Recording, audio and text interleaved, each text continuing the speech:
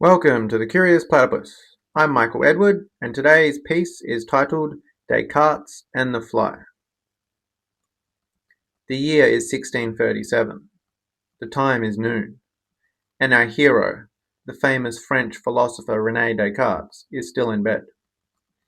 Now, while this might seem like peculiar behavior for such a pivotal figure, it just so happens that Descartes did some of his best work in bed.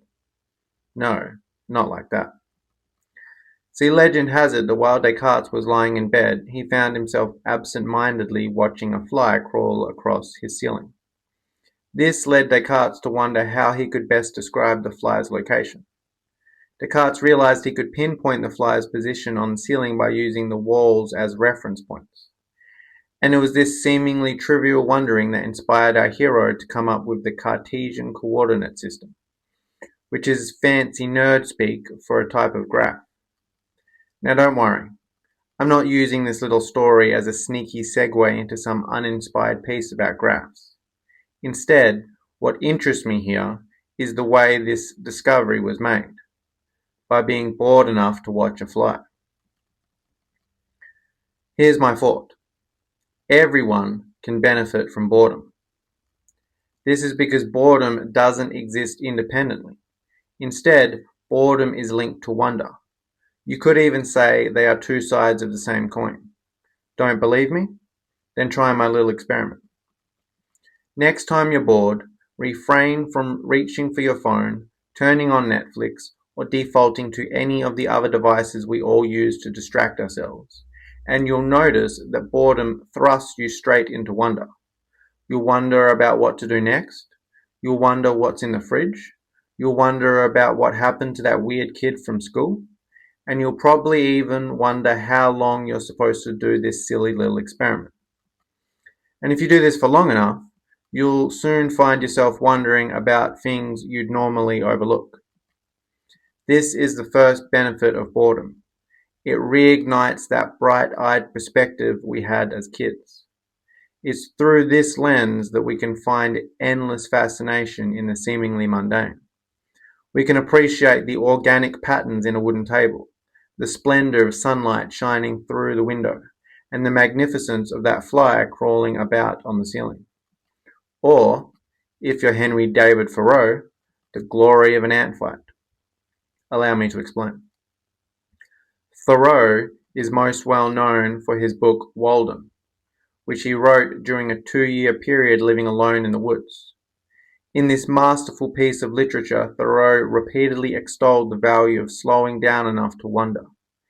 He talked about watching the lake that overlooked his cabin change with the seasons. He talked about the long days he spent hiking through the vast woodlands that surrounded his humble little abode. And in one particularly captivating bit of prose, he told the story of coming across 2 ants that were engaged in deadly combat. Here is a spellbinding snippet of that tale. Quote, "You only need sit long enough in some attractive spot in the woods that all its inhabitants may exhibit themselves to you by turns. I watched a couple of ants that were fast locked in each other's embraces in a little sunny valley amid the woodchips, now at noonday prepared to fight till the sun went down or life went out. The smaller red champion had fastened himself like a vice to his adversary's front, and through all the tumblings on that field never for an instant ceased to gnaw at one of his feelers near the root, having already caused the other to go by the board, while the stronger black one dashed from side to side. They fought with more tenacity than bulldogs. Neither manifested the least disposition to retreat. It was evident that their battle cry was conquer or die." What Thoreau's story highlights is that by embracing the boredom that comes from living a slow-paced life, he was able to not only find wonder in the seemingly mundane, but to use that wonder as the inspiration for new creative works. That's the second benefit of boredom. It enables us to uncover new ideas, new insights, and new inspiration for our creative projects. There is, of course, another important reason to embrace boredom. Resisting it is dangerous. By running from boredom, we implicitly acknowledge that our imagination and our curiosity are not sufficient to entertain us. That to entertain ourselves, we must escape ourselves. And no matter what form of escapism we choose, that shit never ends well. Not only that, but if we are stuck in some habitual trap of running from our boredom, then we never give ourselves a chance to wonder why we became bored in the first place. After all, if we find ourselves bored all the time, it's not because our inner world or the world out there is actually boring, but rather that the way we have come to meet them is uninspired. I mean, people who do what they love are never bored. Instead, they are so engrossed in their passion projects that they have to actively push themselves to take a break. And so for those who do find themselves perpetually bored, that should be a wake-up call. It should be seen as a nudge to change whatever we're doing so that we can start pursuing what we love.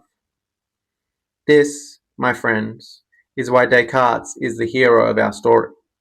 Because I believe the true gift he was trying to give us that day as he laid in bed watching that fly was not those graphs, but rather the boredom those graphs so reliably produce.